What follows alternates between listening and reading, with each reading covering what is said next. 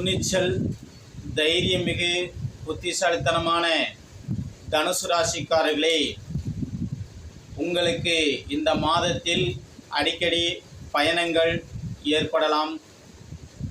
அதே போல் அடிக்கடி தூங்க நேரும், உடல் அசந்து வரும், சோம்பல் தன்மை கொடுக்கலாம், தேவையில்லா மன உளைச்சலுக்கு ஆளாக நேரலாம். நீண்ட நாட்களுக்கு பிறகு எதிர்பாராமல் சில புதிய நபர்களை சந்திப்பீர்கள். அந்த புதிய நபரால் உங்களுக்கு நன்மைகள் ஏற்பதற்கான வாய்ப்புகள் இருக்கிறது. பயணங்களில் சற்று கவனம் செலுத்துவது நல்லது.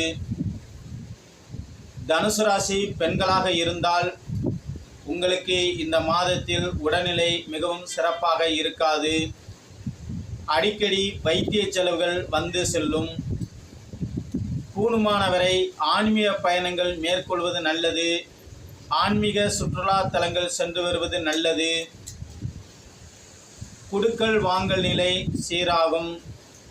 சிலருக்கு இடம் சார்ந்த விஷயங்களில் நல்ல செய்திகள் கிடைக்கும். தொழிலில் ஒரு ஏற்றம் ஏற்படும், ஒரு நல்ல முன்னேற்றம் ஏற்படும். உத்தியோகஸ்தராக இருந்தால் மேல் அதிகாரிகளின் மூலமாக சிறு தொல்லைகள் ஏற்படலாம். அதேபோல் ஒருத்தரிடம் வேலை செய்வர்களாக இருந்தால் உங்களுடைய முதலாளிகள் உங்களுக்கு மேல் உள்ளவர்களால் பல மனச்சங்கடங்கள் ஏற்படக்கூடிய மாதமாக இந்த மாதம் அமைகிறது. அரசு பகை ஏற்படும், அரசாங்கத்தால் பகை ஏற்படும், தேவையில்லா மன சங்கடங்கள் ஏற்படும். தகப்பன் வழியில் சில நிம்மதிகள் குறையக்கூடிய மாதமாக அமைகிறது. கணவன் மனைவியிடையே புரியாமல் ஏதேனும் வம்பு வழக்குகளால் சிறு சிறு மன வருத்தங்கள், கருத்து வேறுபாடுகள் ஏற்படக்கூடிய அமைப்பாக இந்த மாதம் அமைகிறது. தாங்கள்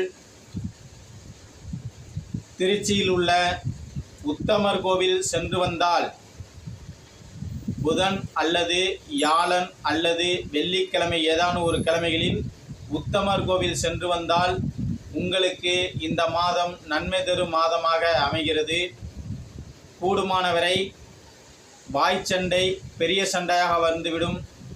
சற்று கவனம் செலுத்துவது நல்லது பேச்சில்.